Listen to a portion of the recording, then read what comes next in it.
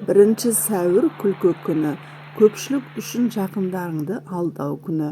Барлық елде бұл күннің мереке екенін ұмытып кетіп, алданып, құрыққа түсіп қалғандар ақмақ деген атқа ие болады. Бұл күн барлық елде бейресми мереке, сондықтан ешбір ел сәуірдің бірі күні демалмайды. Мерекені ерекше тойлайтындардың бірі португалдықтар. Олар бұл күнді сөрелерде тұрған ұнды алып бір-біріне шашады.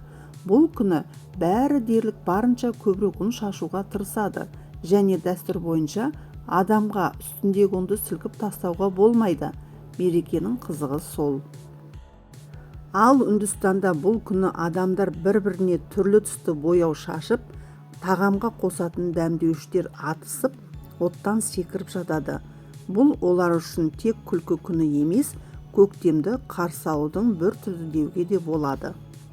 Ал біздің елде алдар көсенің туған күні аталып кеткен бұл мереке жылдағы әдетке сай әзіл қалжыңға толы болып өтеді деп сенеміз.